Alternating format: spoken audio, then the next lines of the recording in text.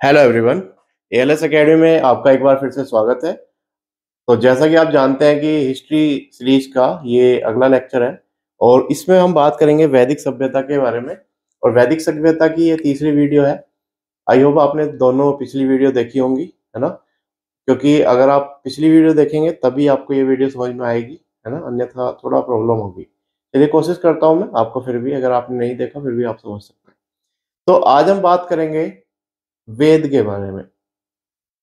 वेद की जो एक ओवरव्यू है, यानी उसके अंतर्गत हमें किन किन बातों को पढ़ना है, या उससे रिलेटेड कुछ ग्रंथ हैं जो लिखे गए हैं, या वेद से कौन सा उपनिषद निकला है, वेद से रिलेटेड कौन सा ब्राह्मण ग्रंथ है, वेद से रिलेटेड कौन सा उपवेद है, इनके बारे में हम चर्चा करेंगे। तो जैसा कि आप स्क्रीन पर देख सकते हैं, बोर्ड पर देख सकते हैं, यहाँ पर आपको एक तरफ लिखा गया कि हम क्या क्या पढ़ने वाले हैं और एक तरफ लिखे गए हैं वेद। यानी वेद कौन कौन से? ऋग्वेद, सामवेद, यजुर्वेद और अथर्ववेद। क्लियर? इनके बारे में हमें जो जानकारी चाहिए वो इस साइड लिखी हुई है। वो इस साइड क्या है कि वेद अगर है, जैसे ऋग्वेद अगर है, तो ऋग्वेद का टॉपिक क्या है, ऋग्वेद में क्या किस बारे में बात की गई है, यानी उसका विषय क्या है। और जो ऋग्वेद को पढ़ने वाले पुरोहित होते हैं, या उसका जो वर्णन करते हैं, या उसमें जो पुरोहित रिलेटेड है, उनको क्या कहा जाता है? ये क्वेश्चन डायरेक्ट आते हैं कि ऋग्वेद के पुरोहित को क्या कहा जाता था, या ऋग्वेद का आकलन करने वाले या व्याख्या करने वाले पुरोहित को क्या कहा जाता था। ऐसा क्वेश्चन आपको देखने को मिलेगा। तो आई होप आपको समझ में आ रहा होगा कि हमें क्या पढ़ना है और क्यों पढ़ना है। हमें इसलिए पढ़ना है क्योंकि हमारे एग्जाम पॉइंट ऑफ व्यू से है। आप इन नॉलेज को इसलिए गेन नहीं कर रहे हैं कि आप कहीं चौराहे पर जाकर के इसकी व्याख्या करेंगे। आपका मेन मकसद है एग्जाम क्वालिफाई करना, ना कि समाज के तरीके से आप अब किसी को जानना है नहीं कुछ, आप जबरदस्ती उसको बता रहे हैं, फिर वो बोर होगा ना आपसे। तो आप अपने आप में ये बात समझ लीजिए कि आप पढ़ाई कर रहे हैं क्यों? अपनी नॉलेज तो गेन होगी, लेकिन आपका मेन फोकस होना चाहिए अपने एग्जाम पर। ये सब कहने की बातें हैं कि आप बहुत मतलब समाज के लिए ये पढ़िए वो पढ़िए। अरे समाज, अगर आपका एग्जाम क्वालिफाई नहीं हुआ और आप अगर फेल हो गए तो वही समाज आपके ऊपर उंगली उठाएगा, चाहे आप कितने भी टैलेंटेड हो। और लोग कह देते हैं कि वहाँ पढ़ाई अच्छी नहीं थी, ये पढ़ाई अच्छी है, वहाँ पढ़ाई अच्छी है। जो बच्चा एग्जाम क्वालिफाई करके जॉब लगा लेता है, चाहे वो किसी भी बैकग्राउंड से पढ़ा हुआ है, वो टैलेंटेड माना जाता है। और आप कितने ही टैलेंटेड स्कूल में पढ़े हैं, ब्रिलियंट स्कूल में पढ़े हैं, और आप फाइनल सिलेक्शन नहीं ले पाते हैं किसी एग्जाम में, तो आप जीरो हैं। चाहे आपके साथ कोई डेस्टिनी प्रॉब्लम रही हो, चाहे आपके साथ कुछ भी रहा हो, तो किसी और को दोष ना दे करके आप फोकस करिए पढ़ने पर। और पढ़ाई को किस तरीके से, ये नहीं देखना कि कौन अच्छा कैसा क्या। आपका एग्जाम है, आप खुद देखिए कि कैसे क्वेश्चन आते हैं एग्जाम में। सबको मिलता है प्रीवियस ईयर पेपर, इतना इजीली अवेलेबल है। अब तो इंटरनेट पर मार्केट में सब जगह अवेलेबल है। लेकिन हम किसी पर ब्लेम कर देते हैं, सामने वाले पर ब्लेम कर देते हैं, इसने ऐसा पढ़ाया उसने ऐसा पढ़ाया। अरे आप भी तो आकलन करिए ना, कौन कैसा पढ़ा रहा है ना? और बात रही पढ़ाने की, तो मैं तो यही कहूँगा कि अगर स्टूडेंट ये नहीं देख पा रहे कि उनकी जो टीचर पढ़ा रहे हैं उनसे क्वेश्चन मतलब आ रहे हैं, तो वो पढ़ रहे हैं केवल, वो ये आकलन कर ही नहीं पा रहे, परफॉर्म कर ही नहीं रहे। अरे जब आप टेस्ट देंगे, जब आप परफॉर्म करेंगे, तभी तो आप टीचर का आकलन कर सकते हैं। या आप चुपचाप बस घर बैठे कह दीजिए हाँ ये खराब है ये सही है, एक क्वेश्चन फंस गया तो ये खराब है, दो क्वेश्चन फंस गए तो ये सही है ना? तो समझिए, थोड़ा आप मैच्योर हो चुके हैं। तो चलिए बढ़ते हैं अपने लेक्चर की तरफ। बस मैं यही कहना चाहूँगा कि कहाँ से पढ़े कैसे पढ़े ये इम्पोर्टेंट नहीं है। आप क्वालिफाइड हैं, सक्सेसफुल हैं या नहीं, ये इम्पोर्टेंट है। आप कितने बड़े स्कूल में पढ़े हैं ये मैटर नहीं करता। आप फाइनल सिलेक्शन लेकर के जॉब करते हैं या आपने क्या किया लाइफ में, ये इम्पोर्टेंट है। ठीक है? ओके। तो हम बात कर रहे हैं कि हम क्या पढ़ने वाले हैं, वेद का विषय पढ़ेंगे। वेद के पुरोहित को क्या कहते हैं, उस वेद के ब्राह्मण ग्रंथ का क्या नाम है, आरण्यक ग्रंथ का क्या नाम है, उपनिषद का क्या नाम है, उपवेद का क्या नाम है, उसका उपवेद लिखा तो किसने लिखा, और उपवेद का विषय क्या है। ये हमारे आज के टॉपिक है। क्लियर? चलिए शुरू करते हैं। जैसा अगर हम बात करें ऋग्वेद की, तो ऋग्वेद का विषय है देवताओं की स्तुति। स्तुति मतलब प्रार्थना के विषय में है। तो किसके विषय में है,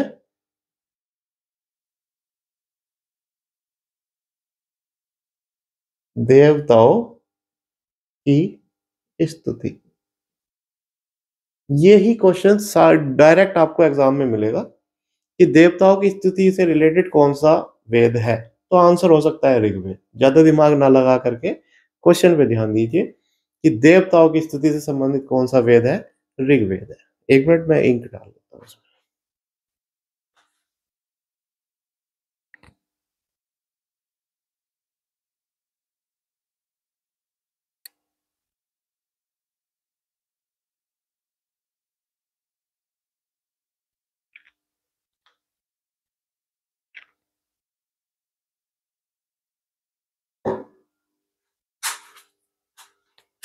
ओके, तो ऋग्वेद की अगर हम बात करें तो ऋग्वेद का विषय है देवताओं की स्तुति।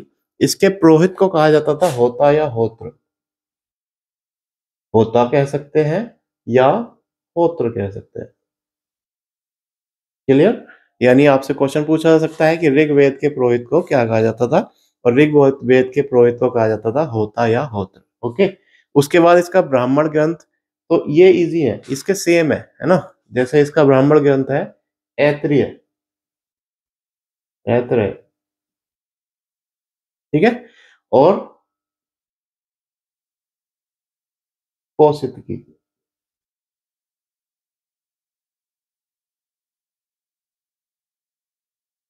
ऋग्वेद का विषय है क्या, देवताओं की स्तुति। ऋग्वेद के पुरोहित को कहा जाता था होता या होत्र। इसके ब्राह्मण ग्रंथ का नाम है ऐत्रेय और कौशितकी। या तो ऐत्रेय पूछा जा सकता है या कौशितकी। अब यहाँ इजी हो जाता है थोड़ा, क्योंकि इसके अरण्यक का नाम भी ऐत्रेय, ऐत्रेय और कौशितकी है, इसलिए यहाँ ये इजी हो जाता है। कहीं कौपित की कहीं कौशित की, ये इस तरीके से आप कंफ्यूज मत होइएगा, इसका नाम कौशित की ही है। ठीक है, उपनिषद भी इसका ऐत्रेय और कौशित की है। कितना इजी हो गया है ना, ऐत्रेय और कौशित की। जब हम पढ़ेंगे तभी तो पता चलेगा। दूर से दूर डरा दिया कि ये चैप्टर भारी है, ऋग्वेदिक काल बहुत बड़ा चैप्टर है। अरे बड़ा है तो एग्जाम तो करना ही है ना, पढ़ना तो पड़ेगा ही। ऐसा तो है नहीं कि आंख बंद कर लो और जाओ एग्जाम देने, नहीं, पढ़ना है, पढ़ना पड़ेगा। ठीक है, ऐत्रेय और कौशिक की। देखिए यहां तक इजी हो गया। कैसे, ऋग्वेद का एक पॉइंट ये याद रखना है कि ये देवताओं की स्तुति से रिलेटेड है। एक पॉइंट ये याद रखना है कि इसके पुरोहित को कहते थे होता या होत्र। अब ये तीनों सेम है ना, ब्राह्मण ग्रंथ ऐत्रेय कौशिक की, अरण्य ग्रंथ ऐत्रेय कौशिक की, उपनिषद ग्रंथ ऐत्रेय कौशिक की। सेम नाम है लेकिन ग्रंथ अलग अलग है, ऐसा मत समझना कि सेम है। ठीक है, वहां लिखा होगा उपनिषद, यहाँ लिखा होगा अरण्यक, वहां लिखा होगा ब्राह्मण। ठीक है, अब इसके उपवेद की बात करें अगर हम, तो इसका उपवेद है आयुर्वेद। क्या नाम है, आयुर्वेद। ठीक है, उपवेद के लेखक का नाम है प्रजापति। अब देखिए, कभी कभी क्या होता है ना, एग्जाम कुछ ऐसे पूछ जाता है कि वहां ऑप्शन का खेल होता है। अब मान लीजिए ऑप्शन में प्रजापति है ही नहीं, ऑप्शन में प्रजापति नहीं है, तो वहां आपको देखने को मिल सकता है धन्वंतरी। और ये इन केस है, मतलब ये वो नहीं है, फिक्स नहीं है। तो आप हाई प्रायोरिटी पे रखेंगे प्रजापति को, यानी आपके सामने दोनों ऑप्शन भी अगर लिखे हुए हैं ना, तो दोनों में आप प्रजापति को टिक करके आएंगे। ठीक है, लेकिन अगर प्रजापति नहीं है धन्वंतरी है, धन्वंतरी नहीं है प्रजापति है ना, ऐसा हो जाता है कभी कभी। उसके अलावा उपवेद का विषय, तो इसका विषय है चिकित्सा। किससे रिलेटेड है ये, चिकित्सा से। आई होप आपको ये बात समझ में आई होगी। इजी है, बहुत टफ नहीं है। क्या कि हम पढ़ रहे हैं ऋग्वेद, ऋग्वेद के बारे में कुछ बातें हैं जो हमें याद रखनी है। जैसे विषय क्या है, पुरोहित क्या कहते हैं, पुरोहित को क्या कहते हैं, ब्राह्मण ग्रंथ क्या है, अरण्य ग्रंथ क्या है, उपनिषद ग्रंथ क्या है, उपवेद क्या है, उपवेद के लेखक कौन है, और उपवेद का विषय क्या है। ठीक है, तो क्या है, देवताओं की स्तुति, होता या होत्र इसके पुरोहित को कहते हैं, ऐत्रेय कोशित की, ऐत्रेय कोशित की, ऐत्रेय कोशित की। उपवेद का नाम आयुर्वेद, उपवेद के लेखक प्रजापति, और उपवेद का विषय चिकित्सा। तो बहुत टफ तो है नहीं, है ना, इतना टफ थोड़ी है, बस आपको 4 ही पॉइंट तो याद रखने पड़े, क्या, ये और ये। ठीक है, तो इसी प्रकार अगले वेद की तरफ चलते हैं। अगले वेद में भी हमें ऐसा ही कुछ पढ़ना है, और ऐसा ही हमें क्या पढ़ना है, जैसे अगला वेद है सामवेद, तो यहाँ मैं एक लाइन खींच देता हूँ। ठीक है, अगले वेद का क्या नाम है, सामवेद, और सामवेद का हमें विषय पता होना चाहिए। सामवेद मतलब ये वेद जो लिखा हुआ है इसमें क्या टॉपिक है, क्या पढ़ना है इसमें हमें। तो सामवेद का जो विषय है उसमें है गाए जाने वाले मंत्रों का उच्चारण, गाए जाने वाले मंत्र हैं इसमें। इसमें क्या है, गाए जाने वाले मंत्र। तो विषय क्या लिख सकते हैं हम, गाए जाने वाले मंत्र, यानी संगीत से रिलेटेड है। जैसे सारे गामा है ना, सरगम, ये कहाँ से निकली है, ये ऋग्वेद से निकली है। इंटरेस्टिंग है ना कि सारे गामा हम आज भी यूज करते हैं, लेकिन ये ऋग्वेद से नहीं सामवेद से निकली है। सॉरी, कहाँ से निकली है, सामवेद से निकली है। क्लियर। इसके पुरोहित को हम कहते थे उदगाता, उदगाता। जैसे क्वेश्चन आया उदगाता किसका पुरोहित था, उदगाता मतलब उदगाता कौन है ऋग्वैदिक काल में या वैदिक काल में। ठीक है, तो उदगाता कौन है, उदगाता पुरोहित को कहते थे जो सामवेद का क्या करते थे, व्याख्यान करते थे। क्लियर। उसके अलावा जब हम इसके ब्राह्मण ग्रंथ की बात करते हैं, इसकी ब्राह्मण की, तो ब्राह्मण ग्रंथ में है जैमिनीय और पंचविश। इस पंचविश का नाम ताड़िय भी है। इस पंचविश का नाम क्या है, ताड़िय। आई होप इन बातों को आप समझ रहे होंगे कि मैंने आपको पढ़ाया सामवेद, और सामवेद में क्या, इसमें क्या है, गाए जाने वाले मंत्र हैं। ठीक है, उदगाता इसके पुरोहित को कहा जाता है, और इसके जो ब्राह्मण ग्रंथों के नाम है ना, वो जैमिनीय और पंचविश है, जैमिनीय और पंचविश। ठीक। अगर हम इसके अरण्यक की बात करते हैं, अरण्यक ग्रंथों की अगर हम बात करें इसके, तो अरण्यक ग्रंथों में हम एक तो सेम देखेंगे जिसका नाम है जैमिनी। क्या नाम है, जैमिनी।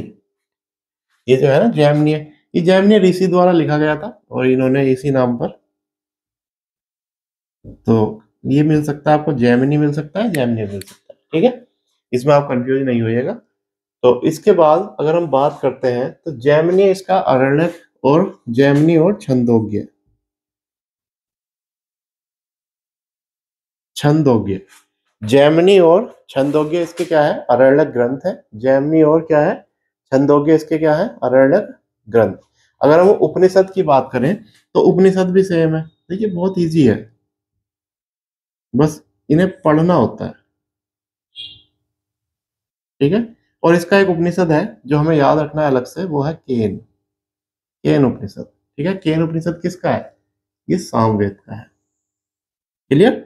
अगर हम इसके उपवेद की बात करें तो उपवेद इसका है गंधर्व वेद, गंधर्व वेद। ठीक है, लेखक की अगर हम बात करें तो लेखक में देखिए यहां भी सेम है। जैसे कुछ ऑप्शनों में मिलता है नारद मुनि, ठीक है, और कहीं कहीं मिलता है भरत मुनि, भरत मुनि।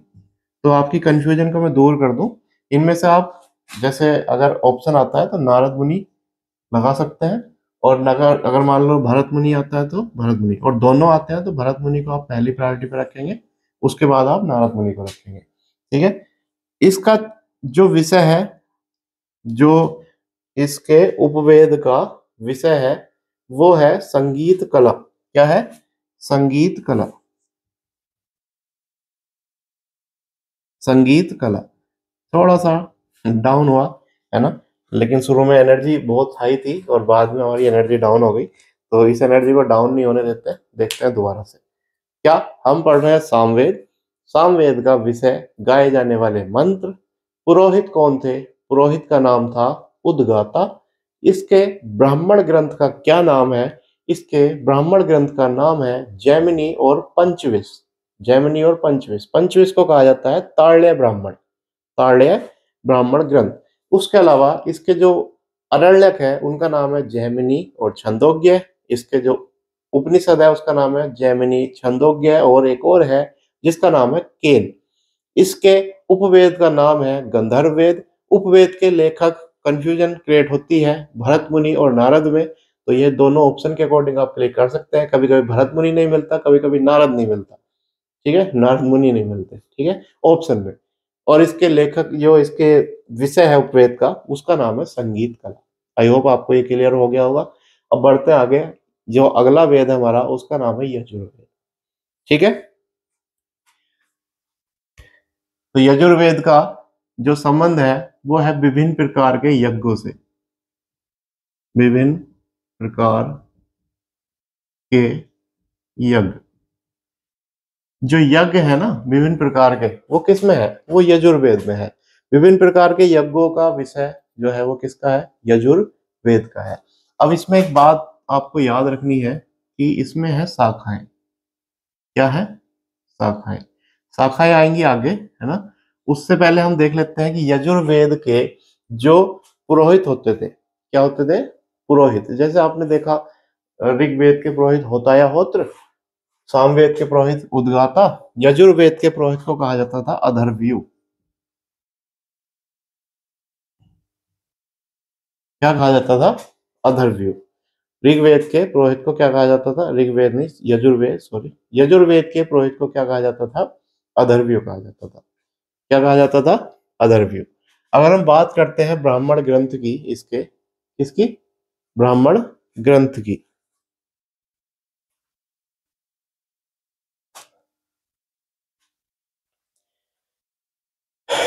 अगर हम बात करते हैं क्या इसके ब्राह्मण ग्रंथ की, ठीक है, तो यहां थोड़ा सा हमें रुकना पड़ेगा। क्यों? क्योंकि इसके ग्रंथ ना ये दो कैटेगरी में बटे हुए हैं, क्योंकि इसकी दो शाखाएं हैं।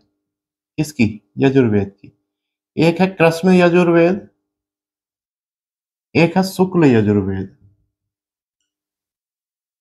कृष्ण यजुर्वेद और शुक्ल यजुर्वेद, इसकी दो क्या है? शाखाएं हैं। कृष्ण यजुर्वेद और शुक्ल यजुर्वेद, इसकी दो शाखाएं हैं।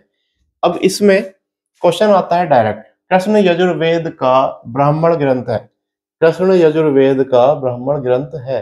कृष्ण यजुर्वेद का ब्राह्मण ग्रंथ क्या है? तो कृष्ण यजुर्वेद का ब्राह्मण ग्रंथ है तैत्तिरीय। देखिए, बस यहां आप ध्यान दीजिएगा थोड़ा सा कि यहां है ऐत्रेय और यहाँ है तैत्तिरीय, लेकिन ये किससे रिलेटेड है? यजुर्वेद से। तैत्तिरीय और शुक्ल में है Brihadaranyaka. Brihadaranyaka. Clear? I hope आपको ये बात समझ में आई होगी।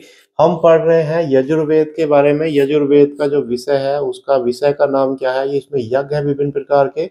इसके पुरोहित को कहा जाता था अधर्व्यू। इसकी दो शाखाएं हैं, एक है कृष्ण यजुर्वेद, एक है शुक्ल यजुर्वेद। कृष्ण यजुर्वेद का ब्राह्मण ग्रंथ है तैत्तिरीय और शुक्ल यजुर्वेद का ब्राह्मण ग्रंथ है बृहदारण्यक। क्लियर? ओके, आगे बढ़ते हैं। अरण्यक किसका है? सेम, तैत्तिरीय और बृहदारण्यक।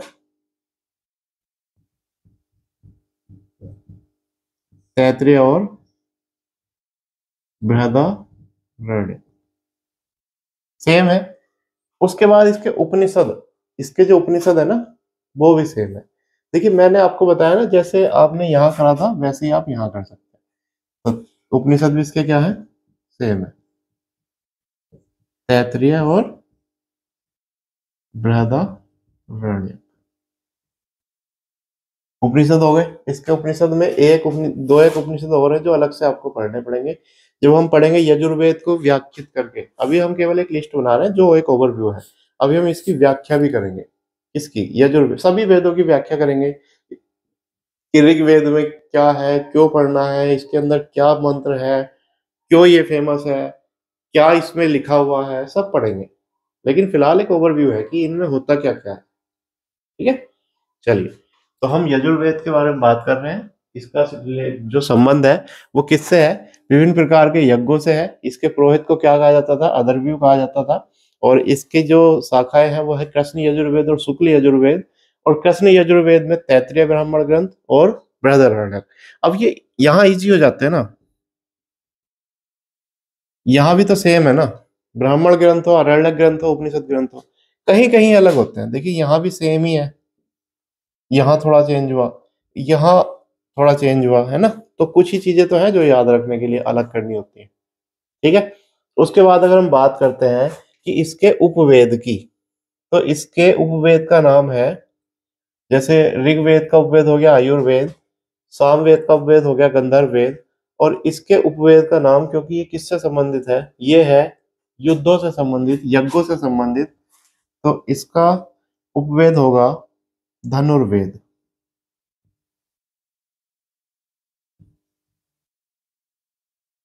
इसके उपवेद का नाम क्या है? धनुर्वेद।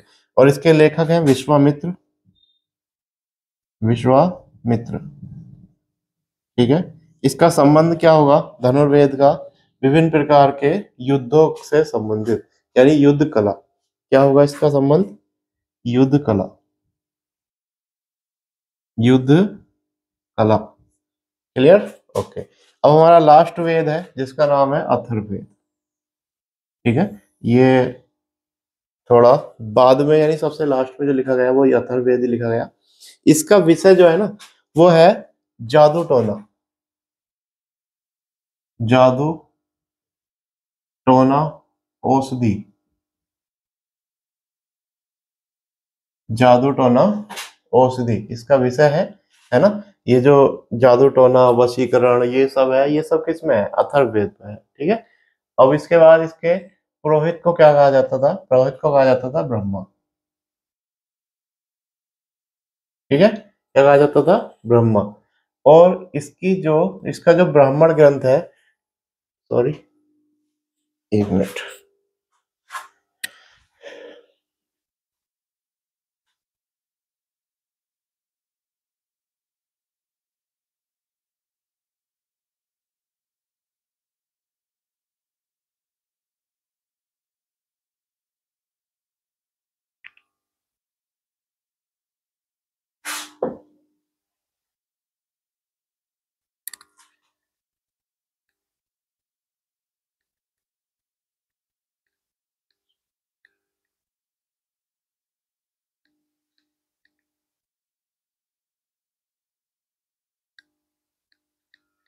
देखिए, तो इसका जो क्या है ब्राह्मण ग्रंथ है उसका नाम है गोपद।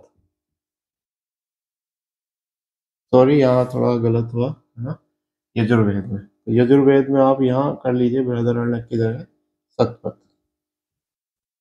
अब सही है, सतपथ। ठीक है, हाँ सही। तो ये इस तरीके से चल रहे हैं। ब्राह्मण ग्रंथ हो गया गोपद। ठीक है, अभी हम बात करते हैं अरण्यक की। तो अरण्यक ग्रंथ में इसका कोई अरण्यक ग्रंथ नहीं है, इसका कोई अरण्यक ग्रंथ नहीं है, इसका कोई अरण्यक ग्रंथ नहीं है। क्लियर? इसका कोई क्या नहीं है? इसका कोई अरण्यक ग्रंथ नहीं है। लेकिन इसके उपनिषद है, उपनिषद काफी है इसके। जैसे इसके उपनिषद में एक है प्रश्नोपनिषद, एक है मांडू उपनिषद, एक है मुंडकोपनिषद, एक है कठोपनिषद, और भी है। ठीक है, लेकिन ये मुख्य है। जैसे आपको देखने को मिलेगा सत्यमेव जयते कहाँ से लिया गया है? तो मुंडकोपनिषद से लिया गया है। कहाँ से लिया गया है? मुंडकोपनिषद। इन सभी उपनिषदों की अलग अलग कहानियां हैं। तो इन उपनिषदों की कहानियों के बारे में हम पढ़ेंगे आगे, है ना, जब हम इनको आगे देखेंगे। तो आई होप आपको ये बात समझ में आई होगी। एनर्जी डाउन हो रही है थोड़ी, देखते हैं फिर से। अथर्ववेद जादू टोना और औषधि से संबंधित इसके जो पुरोहित है उन्हें कहा जाता है ब्रह्मा। इसका जो ब्राह्मण ग्रंथ है उसे कहा जाता है गोपद। इसका अरण्यक ग्रंथ नहीं है। इसके उपनिषदों में है प्रश्नोपनिषद, मांडूपनिषद, कठोपनिषद, मुंडकोपनिषद, और इसका जो उपवेद है उसका नाम है शिल्पवेद। उपवेद का नाम है शिल्पवेद।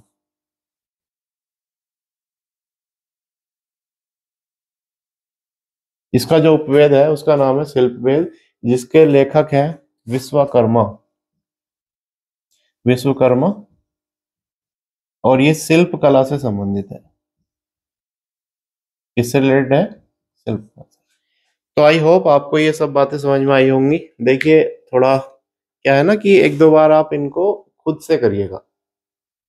एक बार आपने नोट्स बना लिए, फिर आप पहले ऋग्वेद के लिखिए, उसके बाद सामवेद के लिखिए, उसके बाद यजुर्वेद के लिखिए, उसके बाद अथर्ववेद के लिखिए।